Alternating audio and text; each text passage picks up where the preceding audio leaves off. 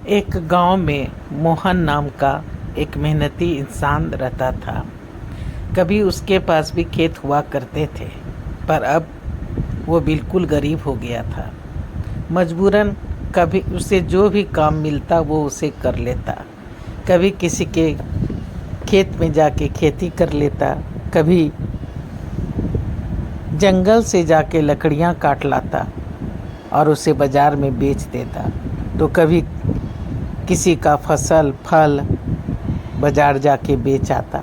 उसमें उसे जो भी मजदूरी मिलती, जो भी पैसा मिलता, उसी से वो अपने परिवार का भरण पोषण करता था।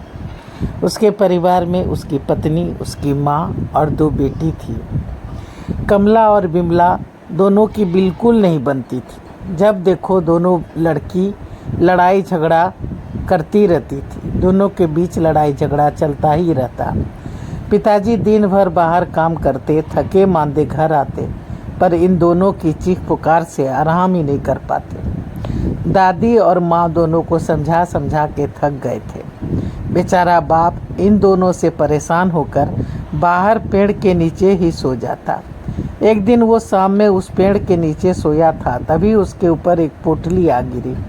उसकी नींद खुल गई। देखा तो उसमें कुछ पत्थर थे जो चमक रहे थे। ये क्या बला है? मोहन उसे फेंकने ही वाला था कि रुक जाता है। सोचता है कल जोहरी को जाके दिखा दूं। वो बगल वाले शहर में एक जोहरी के दुकान पे जाता है। उसे वो पत्थर दिखाता है तो जोहरी की आंखें चमकने लगती है। ये तो हीरा है, तुम्हें कहाँ मिला? मोहन सीधा साधा आदमी था, सच सच सारी बातें बता दिया। मेरे घर के पास एक पेड़ है, उसी के नीचे मैं रोज शाम में थोड़ी देर सो जाता हूँ खटिया लगा के। आज ये पता नहीं कैसे पेड़ से आ गिरा। 1 मिनट रुको। तभी जोहरी ने किसी को फ़ोन लगाया। थोड़ी देर में पुलिस और एक सेठ आ धमका। पुलिस को देख मोहन डर गया। मैंने चोरी नहीं की, सच कह रहा हूँ, ये ऊपर से आ गिरा था। तभी सेठ बोल पड़ा, मैं जानता हूँ, ये मेरे हीरे हैं। मैं नदी में नहा रहा था, पोटली और कपड़े बाहर रखे थे, उसी के साथ ये भी था। एक बंदर लेकर भाग गया था। आज 5 दिन हो गए। मैंने पुलिस थाने में जाके रिपोर्ट कराई थी। पुलिस छानबीन कर रही थी, तभी फ़ोन आया कि एक आदमी हीरे बेचने आया है, तो मैं आ गया। ये मेरे ही हीरे हैं। इधर पास में ही मेरी भी दुकान है। मोहन काफ़ी डरा हुआ था। बोला, आपके हैं तो आप ले लीजिए, पर मुझे छोड़ दीजिए। मैं चोर नहीं हूँ। मेहनत मजदूरी करके 4-4 जनों को पालता हूँ। मैं अगर जेल चला गया तो उनका क्या होगा? तभी सेठ बोल पड़ा, तुम ईमानदार हो और मेहनती भी। कल से मेरे दुकान पे आ जाना, तुम्हारी नौकरी पक्की। और ये लो अपना इनाम। जी नहीं, इसकी कोई ज़रूरत नहीं। आपको आपके हीरे मिल गए, आपने मुझे नौकरी दे दी, यही बहुत है। मैं तो इसे पत्थर समझकर फेंकने वाला था। वो तो भला हो ऊपर वाला का, जिसने सद्बुद्धि दी और यहाँ मैं दिखाने आ गया। कोई बात नहीं, इनाम समझकर पैसे रख लो, काम आएंगे। जी। मोहन पूरे 100 की गड्डी देख फूला नहीं समा रहा था। वो खुशी खुशी बाजार गया, सबों के लिए कपड़े मिठाई लिया, फिर घर आ गया। देखो मैं क्या क्या लेके आया हूँ। सभी बाहर आ गए। अरे इतनी सारी चीज़ें कहाँ से लाया बेटा? मोहन ने सारी बातें सच सच बता दी। पत्नी मुंह बनाकर बोली, दूसरे शहर चले जाते हीरे बेचने तो हम सब अमीर हो जाते। ये थोड़े से पैसे से क्या होगा?